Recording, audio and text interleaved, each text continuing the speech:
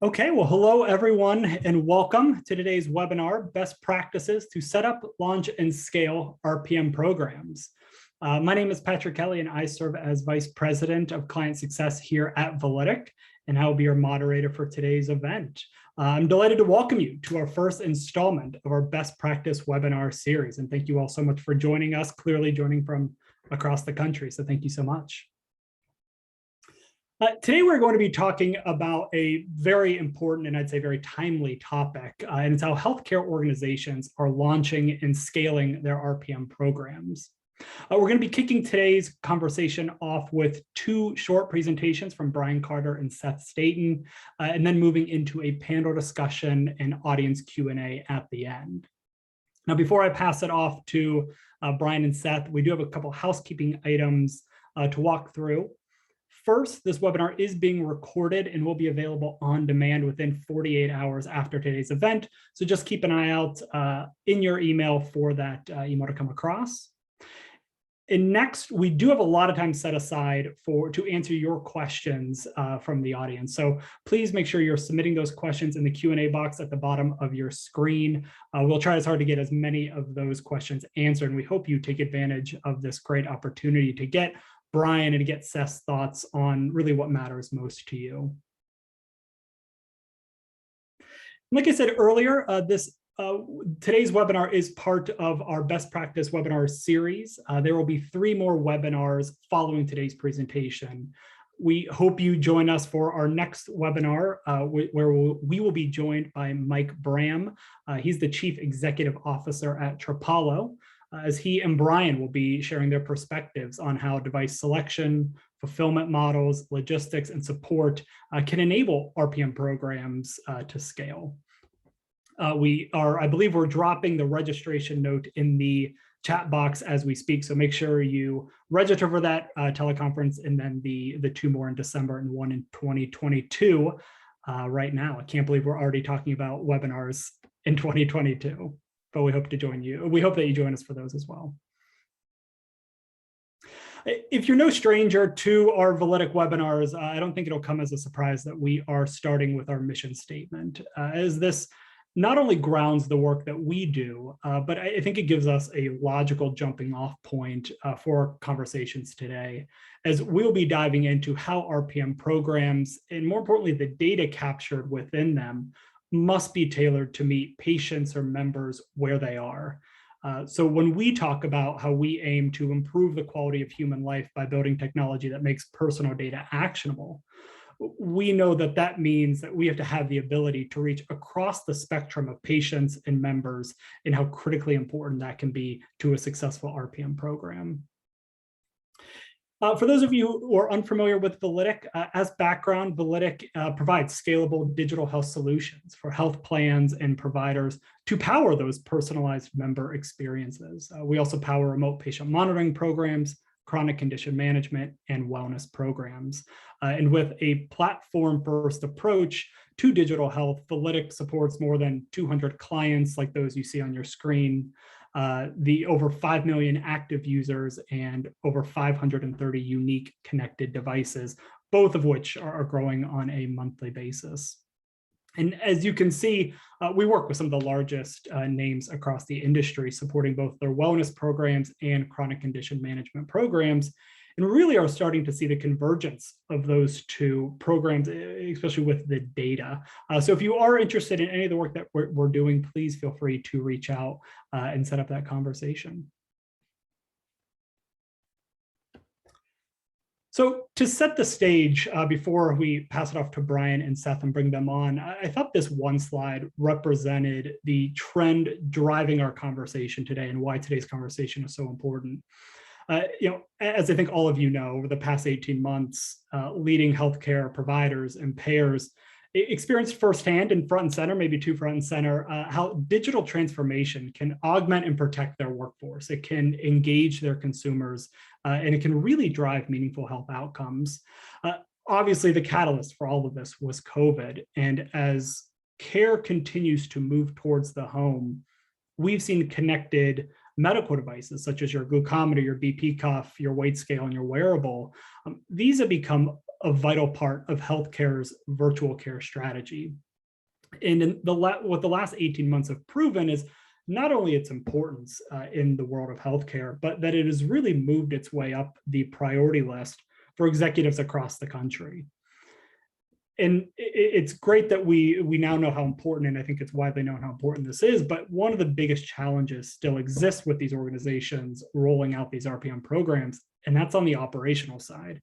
It's how do you get patients enrolled? How do you get them onboarded? How do you support them throughout? Is something we've talked about in several webinars previously, and organizations really do need to consider all of these operational challenges as they roll out those initial pilots to 10 patients, all the way to scaling to thousands of patients with multiple disease states and various population sizes.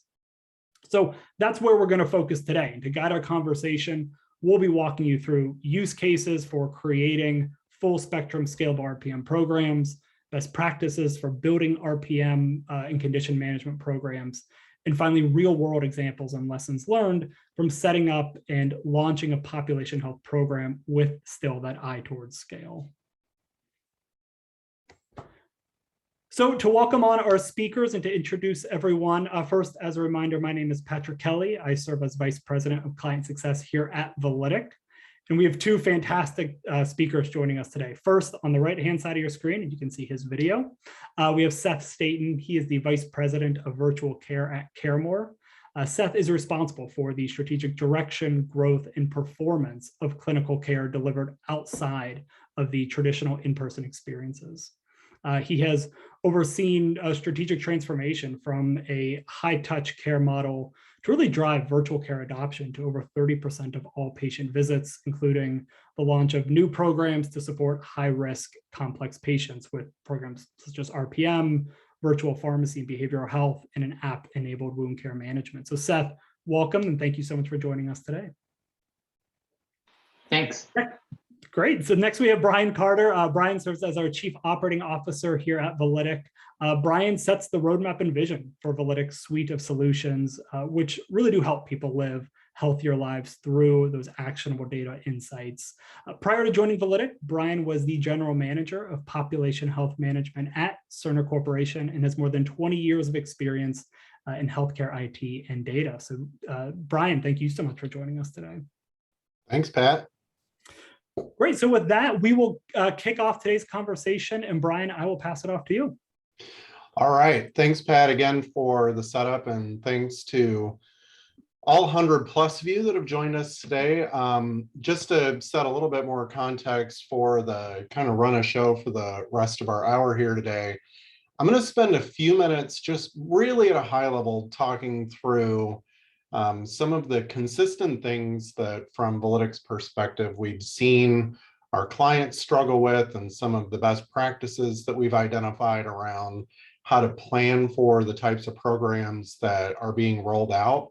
I'm not going to get super specific because obviously every organization is a little different, but I'm going to kind of try to share some of the most high level things, and then Seth's going to jump into a lot of great examples of things that they've learned over the many years that they've been running virtual care programs. We're both going to try to get through the slide portion pretty quickly because we both think that the most interesting part is the conversation and the questions that you all have to be able to help you plan your own RPM programs.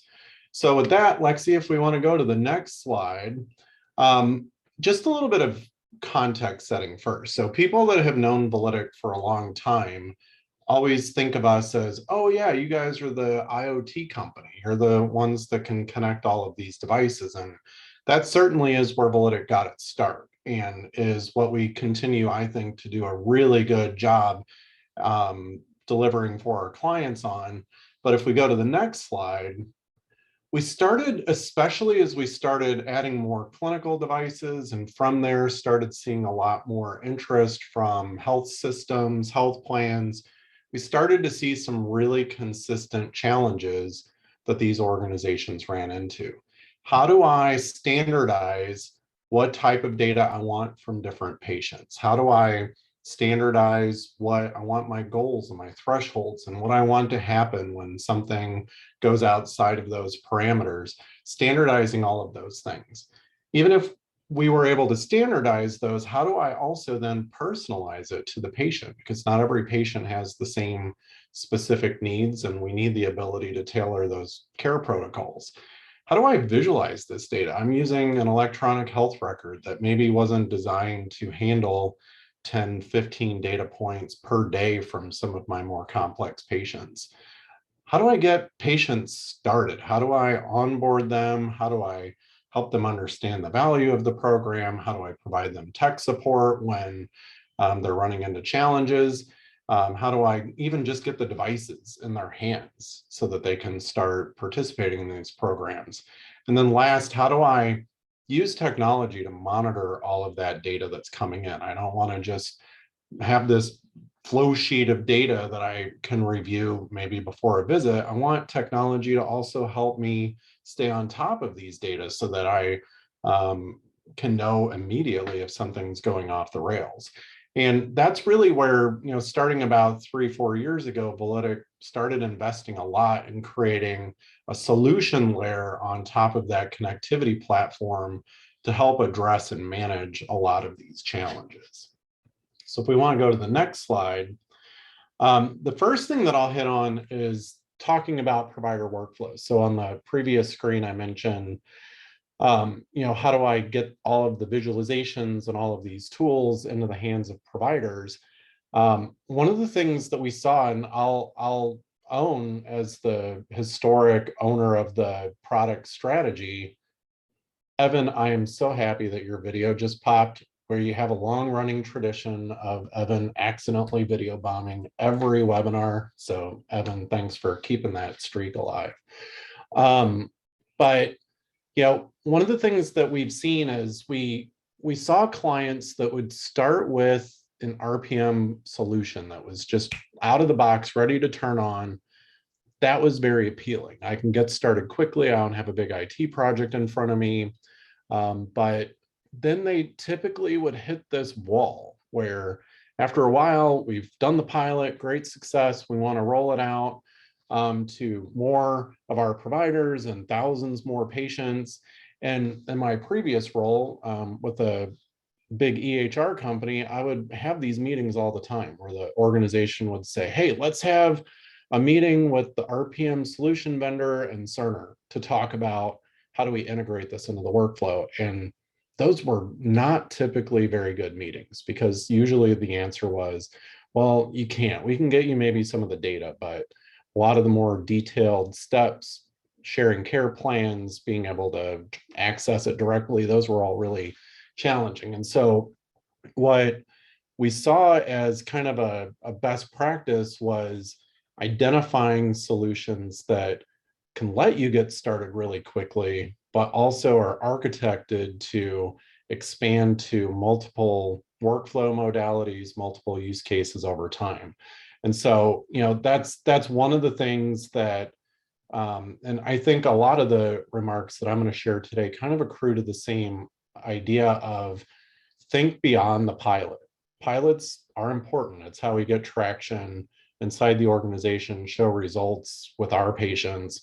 But thinking beyond the pilot, because the hardest thing is if you start to get some momentum on an initiative, backing all the way up to the starting line and starting over with a new solution is super challenging. So we think Validic provides this ability to scale with your needs over time. But even if it isn't Validic that you would go with, I think having that conversation with any vendor you're talking to, asking to see API documentation even, is an important step in evaluating a solution provider. If we want to go to the next slide. Oh, real quick on that, Brian. Yeah, I just would love to hear your thoughts on how you've seen some of our clients utilize both of that, especially with the timing. We all know how long it takes for any SaaS solution or EHR to get implemented, and how organizations have taken advantage of the standalone from a timing standpoint and a pilot standpoint as they work on the integration in a broader scale. Yeah, Pat, that's a good question. And I think the answer is there are answers where both of those starting points are the right approach. Mhm. If you're an organization who's never really done remote patient monitoring and has never really proven that your providers can get value out of these solutions, if there's skepticism that it's going to require a lot of time investment on the providers, something that lets you get started really quickly, so kind of a more turnkey out of the box prepackaged version of the solution, or a standalone solution, it's a great way to run a pilot. Mhm. Typically your budgets are a lot lower, your IT planning horizons are a lot shorter. You're still going to have to go through regulatory compliance review and marketing review and all of the fun committees that that we put in place to make sure our patients are treated appropriately. But those turnkey solutions are a great way to post that early win. On the flip side, if you are an organization who has spent a lot of time saying, look, our providers are very, very busy. We don't want to create other things that they have to log into. We don't want to have to train them on a new username and password. We don't want to have this portal of portals that we have to maintain to navigate all these different things. While the implementation is longer, you probably work in an organization that isn't going to take well to a kind of vertical best of breed solution that sits apart from everything else. So, part of that evaluation is, and I'm going to come back to this a little bit, and Seth, I know, is going to go a lot deeper on this. It really depends on what you define as success for each of those projects. If success is prove our organization can do remote patient monitoring and that we can get some benefit, a small scoped initial phase one with a kind of isolated solution, great way to get started. If your goal is to prove that I can scale digital health, you have to start with integration. You're just not going to get there otherwise. Great. Thank you. All right. So this kind of is the decoder ring. I'm not going to go through this slide, but when you talk to the Validic team, our RPM solution is called Impact, and we offer it in two flavors. Rapid deployment, which is that web browser-based portal that can get stood up literally in hours and provide providers immediate access to the solution. And it has its companion mobile app for your patients called HealthBridge.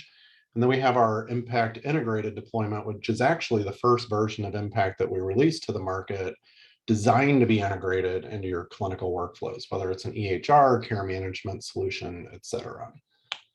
Next slide.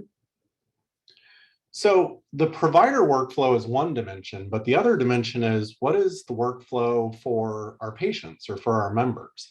And again, for those that are long familiar with Validic, you probably think of us as the BYOD, bring your own device organization, support 530 plus devices. The pros to a bring your own device model is obviously it's a lot lower cost to your organization. The patients or members are buying those devices for themselves or using devices they already have, which allows you to really scale the program. We don't have to get quite as judicious about which patients we're going to enroll in the program because we're not taking on that full cost of providing devices for those patients. But there's trade-offs. The workflow is a little bit more complex for the patient. They got to download that app. They got to make sure they know how to pair devices on their phone. And, Validic does our best to make that a super simple workflow, but there are technical setup steps for the patient to complete. And so that always accrues to some level of adoption challenges. There's also more variety to support. So when we think about how to support our patients or know what our handout documents are going to be, all of those things, when you're supporting 100 devices in a program, obviously that's a little bit more to get our arms around as well. On the other end of the spectrum, there is the idea of fully prepackaged kits where we take a tablet device, we set the patient up on it ahead of time, we pair the devices with that tablet, we set it all up. So all they have to do is turn it on and type in a PIN number and just start using their devices to take measurements. And then there's everything in between. And so the second I would say best practice here is recognizing, if we go to the next slide, this goes into a little bit more detail. There are all of these different types of use cases, as well as different types of patients inside those use cases. And recognizing that your strategy probably can't be a one size fits all for everybody in every program with every condition is super important. And I know I'm burning the clock really quickly, so I'm not going to go into a lot of detail. Like we said at the setup here, we're going to hand out these slides as well as the recording so you can review this in more detail. But just to kind of anchor you in these dimensions, in the upper right, we've got people that have higher risk conditions, might be at risk for a near-term admission or exacerbations of the conditions they're managing, and don't have a lot of technical skill or interest in doing that. Those folks are perfect candidates for a pre-configured kit or even an in-home setup type of service. If we go down to the kind of lower left-hand side, where maybe we're educating somebody in their mid-40s, just got diagnosed with their first chronic condition, the risk of going off the rails in the next year are probably fairly low, but we do want to educate them about their condition. That type of use case is great for a bring your own device or buy your own device type of approach, and then maybe providing an 800 number for support. And I always like to say, it surprises everybody when the Validic guy says this, but that number 6, somebody who's not interested in using devices and somebody who doesn't have a really high risk of near-term health consequences, you may find that a deviceless type of program is absolutely appropriate. And that needs to be part of your strategy as well. I think it would be disingenuous, even as the Validic healthcare IoT company, to say everybody should have all these devices and connect them and use them every day. There are certain use cases where that's just not the appropriate solution for them. So in summary, if we want to go to the next slide, the best practice here is really look at that spectrum, those 2 dimensions. And if we go to the slide after this, start to define, what does success look like?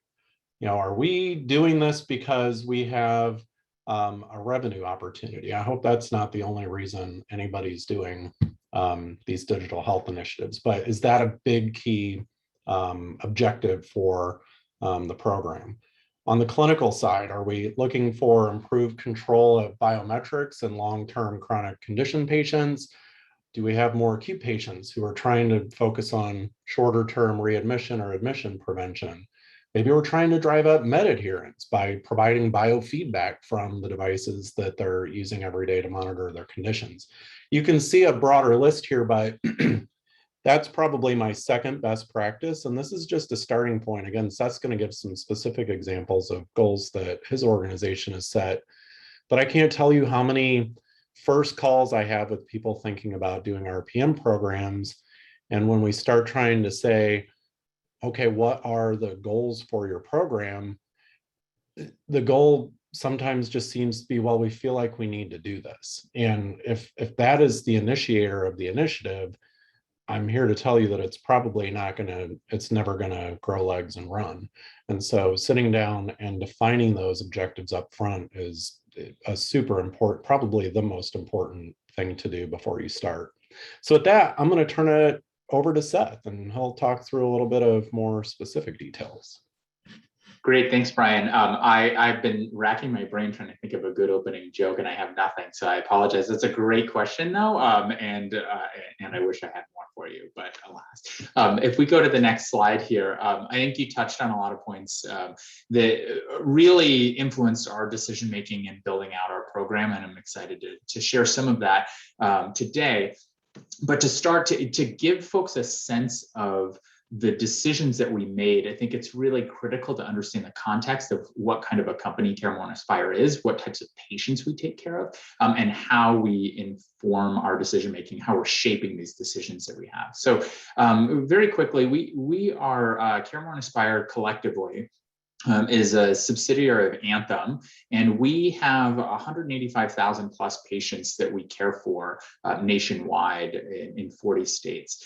One of the most important things to know here, and comes up in the way we make a lot of our decisions at CareMore and Aspire, is the nature of our model. We're a high touch care model. We tend to care for frail, complex patients, oftentimes skew toward more elderly. We also take delegated risk for our patients. So we're not a fee for service plan for anything that we do. On the Aspire side, we're a palliative care company, and we work with health insurance companies to take care of their palliative patients on a monthly PMPM basis. And then on the CareMore side, we have a Medicare Advantage delegated risk model. And then we also care for Medicaid members also, and again, in a delegated model. So if we go to the next slide, a little bit more about who we care for, because again, this is going back to the pyramid slide that Brian alluded to, targeting the right type of patient and creating a program for those patients is one of the best ways that we found to be successful at virtual care for CareMore and Aspire.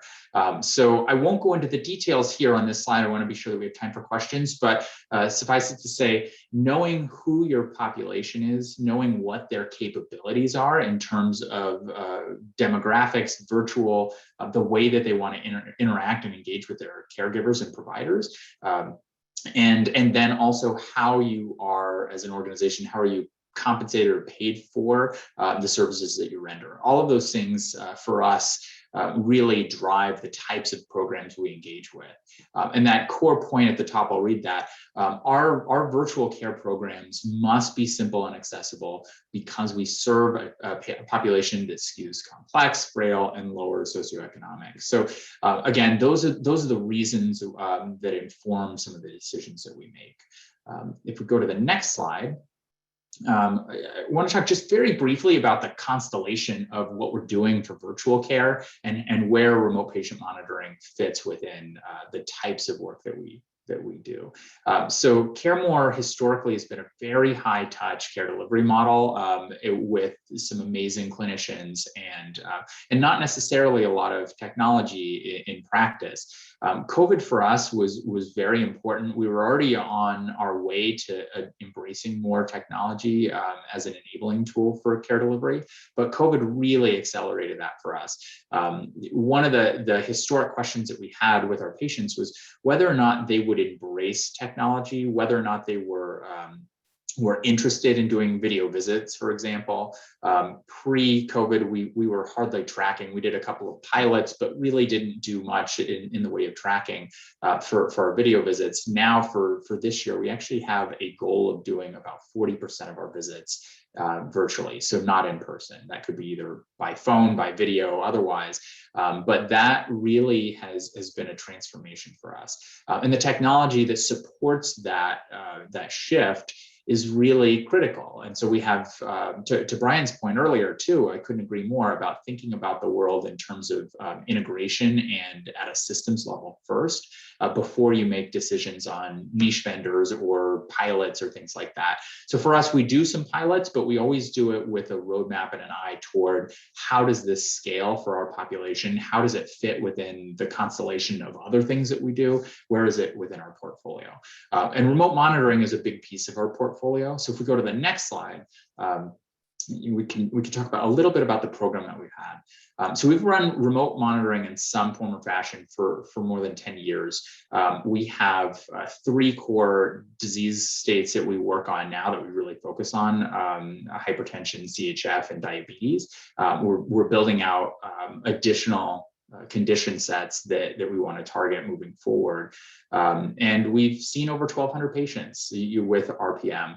And we're seeing clinical results that actually show that this is bringing value to our patients. Our patients like it because, one, they feel better connected to our clinicians, and it supplies a backstop of sorts for our patients, especially the highest risk patients who are worried about going to the emergency room, worried about exacerbations, et cetera.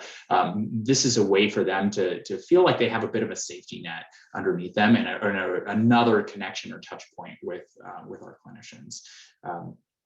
The way that we structure this from a staffing point of view, I won't get into all the details here. You can read the slides afterwards, but it is important for us to build a team-based model to remote patient monitoring and to virtual care in general. So we have a team of, we have a clinical manager who runs a program along with clinical pharmacists. I think a couple of them are on this call today, so welcome team. They're amazing and they really help drive results in a way that is critical to doing to having intervention with remote monitoring. We have triage RNs who are looking at the alerts that come into the system, and then finally we have an escalation point and pathways with APCs, nurse practitioners, who are working with patients when we need to escalate. And I bring that up specifically because this is another piece of our story.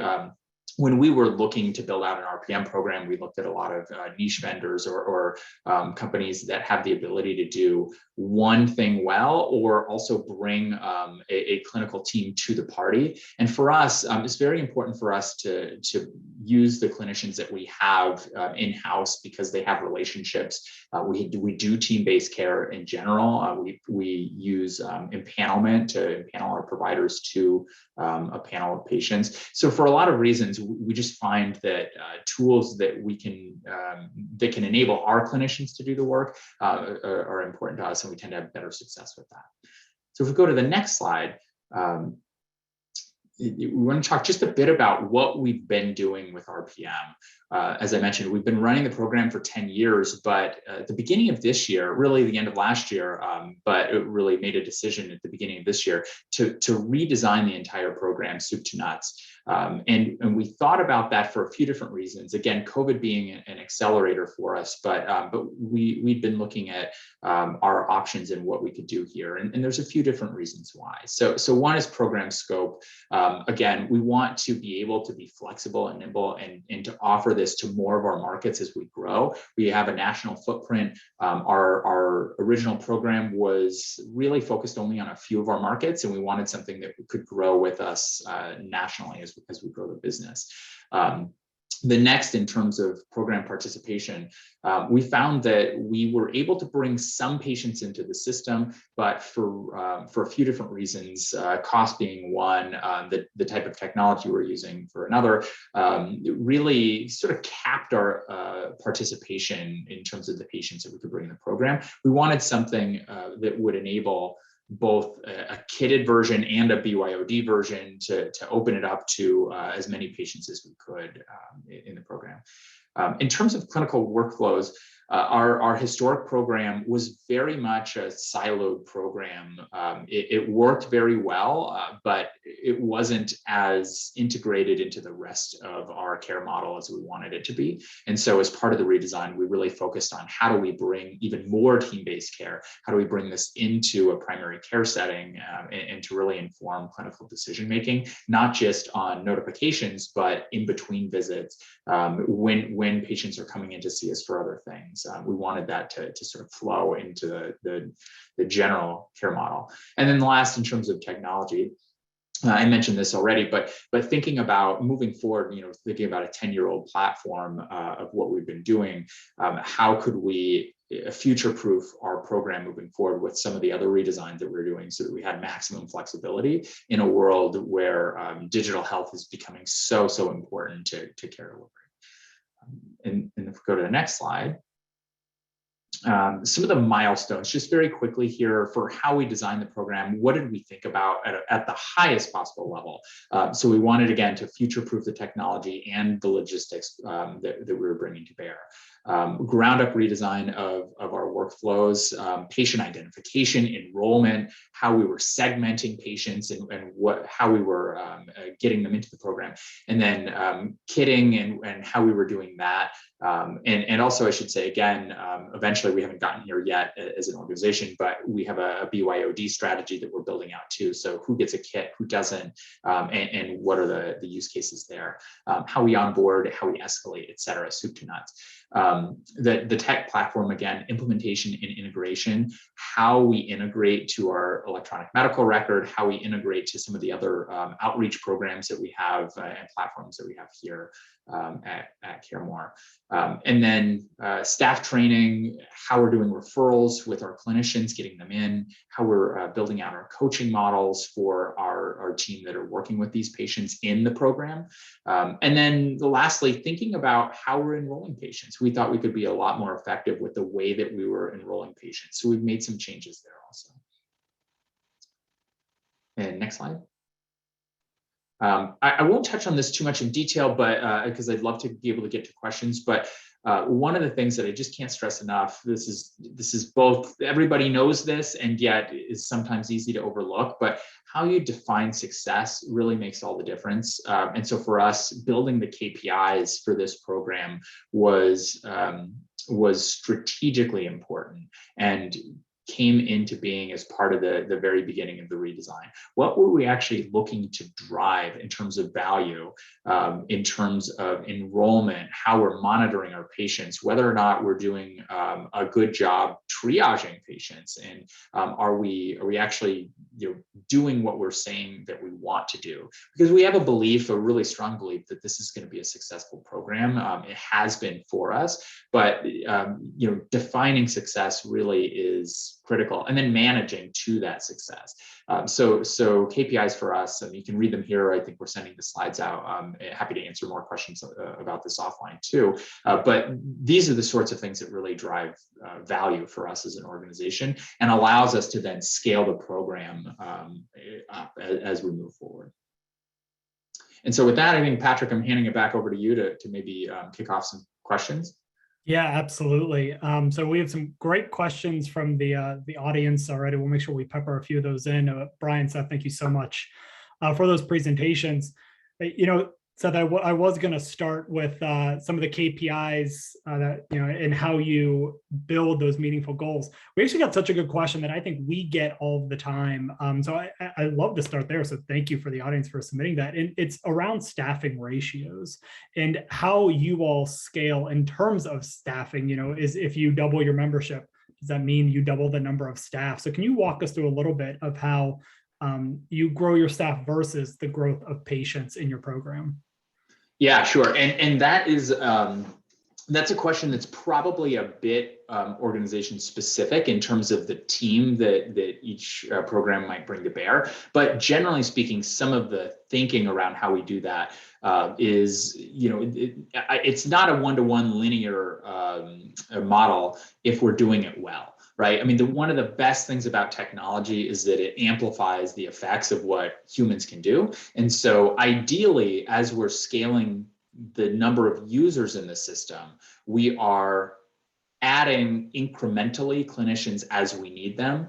And so we're not necessarily thinking, doubling the size of the patients and then doubling the size of the team. Kareen, who is our manager of this program, our nurse practitioner manager, who's amazing, keeps a really strong eye to this. But what we don't want to do is to have her team be burdened with the number of alerts coming into the system, doubling over time. So you can do it a few ways. One is you tune the alerts so that as you're adding more patients to the program, the alerts become more precise for the type of risk in the program. We don't necessarily have the ability, and this is a good thing, to scale up indefinitely and have the same level of risk in the program, right? By the nature of adding patients. If we start at the top with the highest risk patients and we continue to add more patients, they're going to be less and less risky as you move down the pyramid. So less and less risk means less and less touch points on a staffing basis. So that's the other thing to maybe think about is how do you align the staff to the demand and to the expected risk of the patients that you're adding in the program. So that's a way to think about it. Again, we think about staffing, all the time, both theoretically, like I just described, but also just incrementally on the ground. Hey, we're buried right now. Let's go add a new RN to the team. And so there's a bit of that too, which is theoretical, but also just real life. We can feel it, and if we can feel it, then let's add another person. Yeah, I think it's super helpful. And, you saying that it really does come to the manage by exception list, especially with those up front, and having the right alerts and the right notifications set up.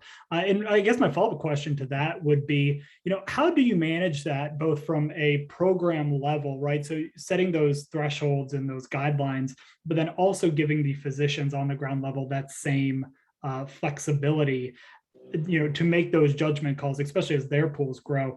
How are you able to balance that from program level and then all the way down to a physician freedom level? Yeah, sure. I'm happy to answer, and Brian, jump in too, of course.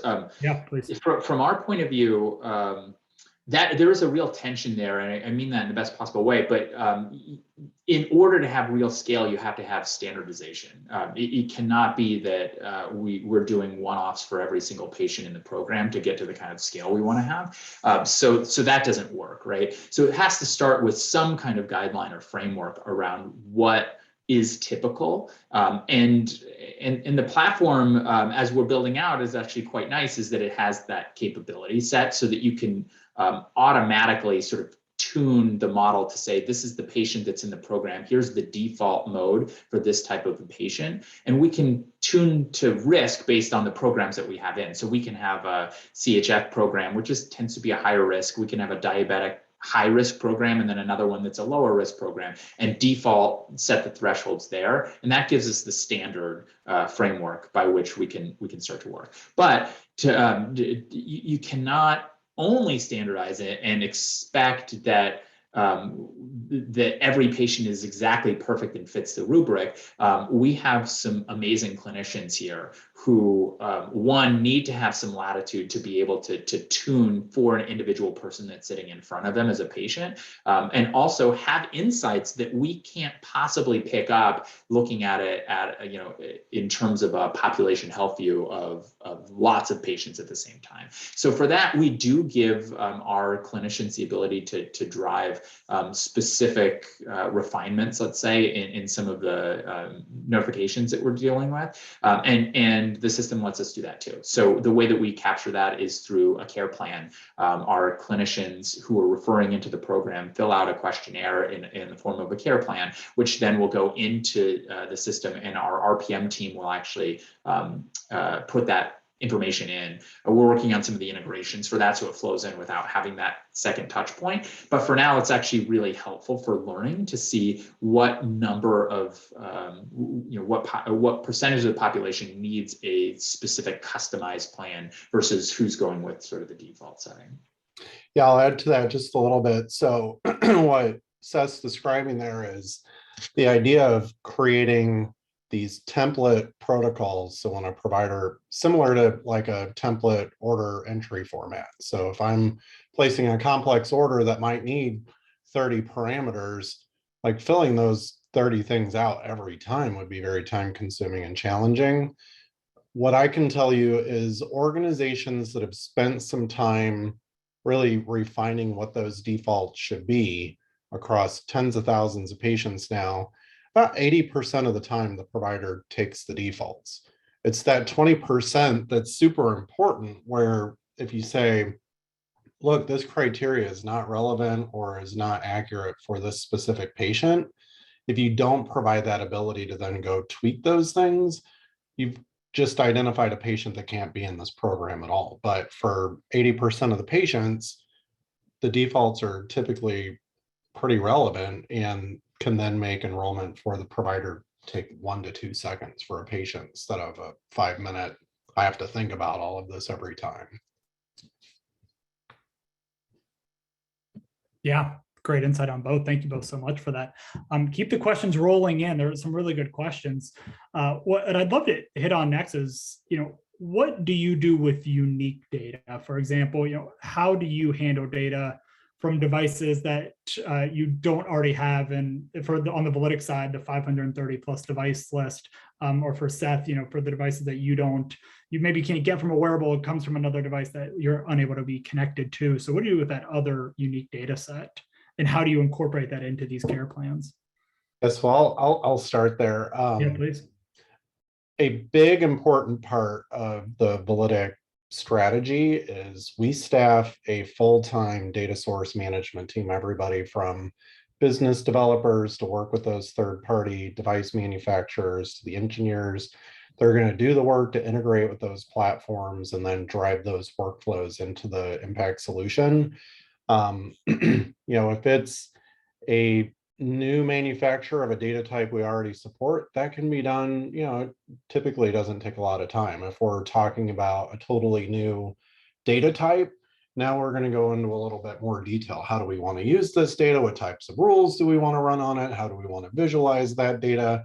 Those things are a little bit more effort, but as we approach each new data type, we kind of think about, well, what kind of pattern does this data type establish? And then we develop those capabilities so anything else that fits into that pattern can kind of take advantage of the work that we did the first time. A really good example of that is, we did work a while ago to start connecting to continuous glucose meters. And we said, oh, this is a new paradigm. Instead of 1, 2, or 3 finger sticks a day, this is a reading every 5 minutes, 24/7. But that same metaphor, now we're starting to see the emergence of some of these sensor stickers and patches that patients can wear that can read other metrics like heart rate, body temperature, same type of pattern, very high frequency data. So, investing up front to plan for all of the different ways to use that pattern is super important to us. Yeah, I'd echo that. That's funny. I was actually just on a call earlier today talking about continuous glucose monitoring and how we handle that, and how we handle glucose monitoring in general. That one is particularly tricky because of the formulary that we run. So what's on formulary? What do our patients have access to? And we're actually working with Validic on some of that stuff now in order to try to turn on additional devices so that we can support other glucometers. So that always happens. I think that always will. You could imagine just over time, as new manufacturers come out with new cutting edge devices, you'll always have that issue. And I think the question becomes, can you get the device manufacturer to open their the doors to their data so that you can get access to it? Once you do, I think the technical component of that is not particularly difficult. I don't want to oversimplify it for software developers out there, but that part I think is easy enough to do. It's really a matter of then how do you represent it for clinicians, and that is probably specific to the device. And CGM is one that's tricky. There are others that are pretty straightforward. And then the last thing that we think about, is how much information does a clinician need in the EMR in a view to make clinical decisions? And so we want to have it as part of the record, but does that need to live in our EMR?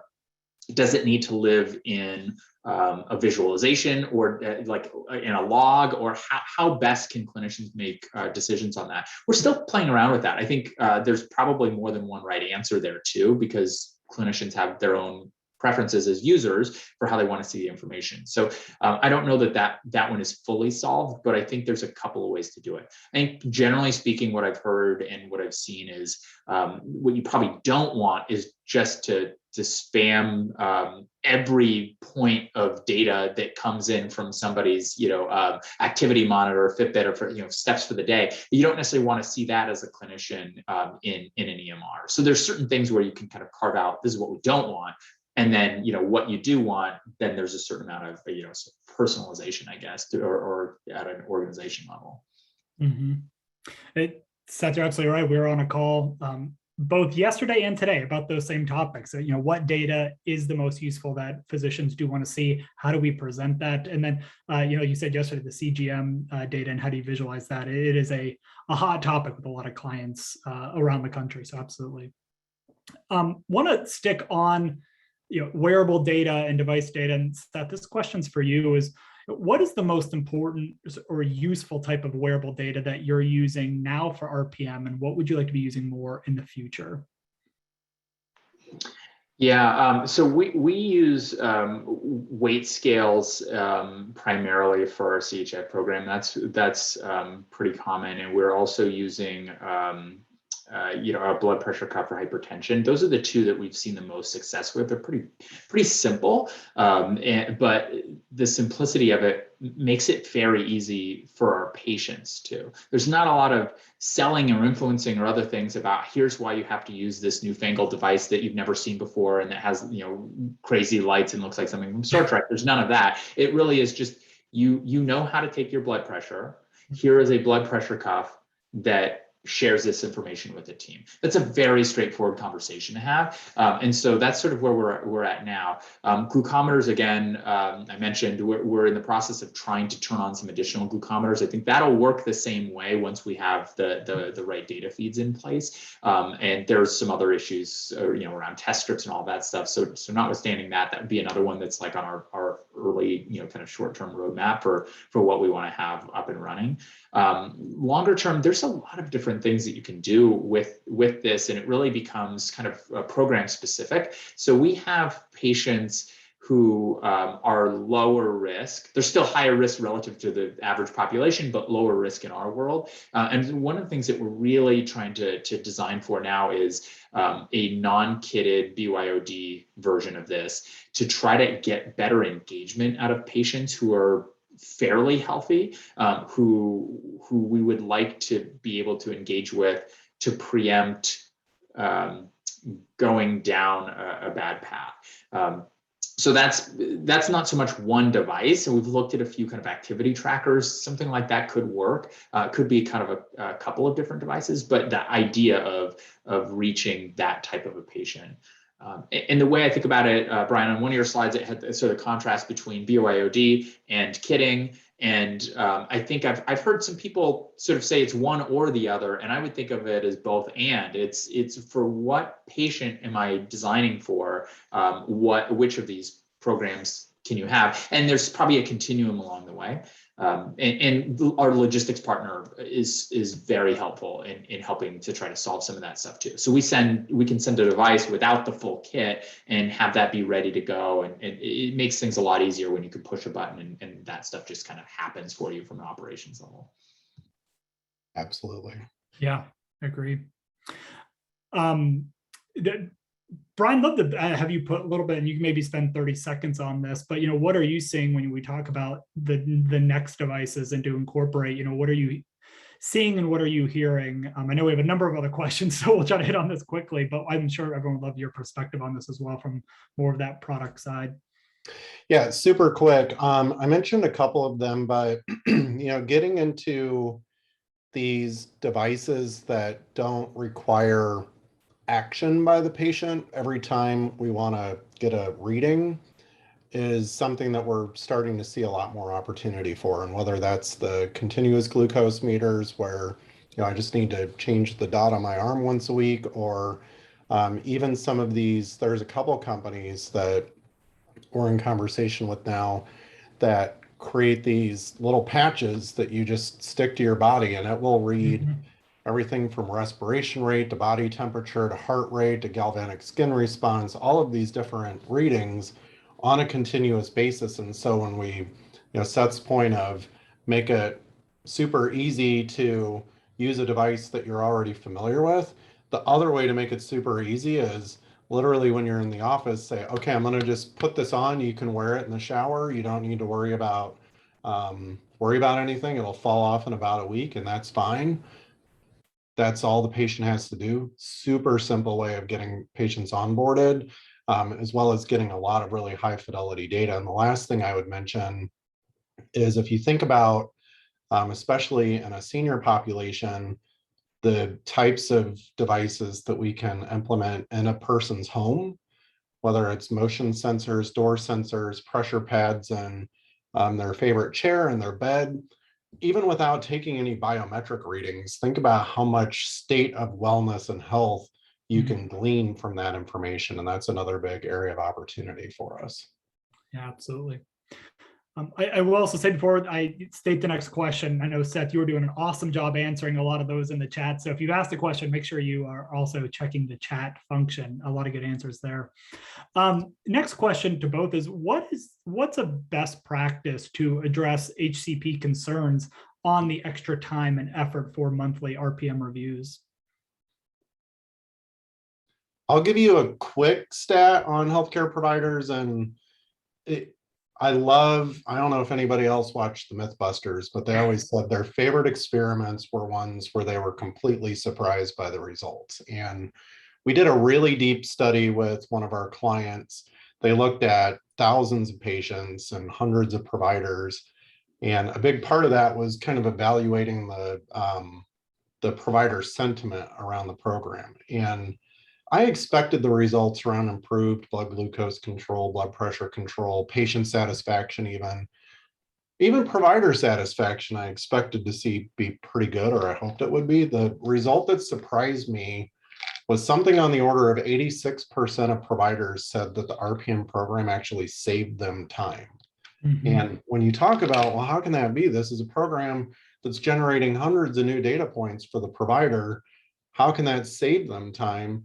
And the answer was twofold. The first is they were doing a lot of, whether it was the physician or the nurse or medical assistant, were doing a lot of check-ins. And there was just a lot of phone tag and listening to somebody read a blood sugar diary back to them.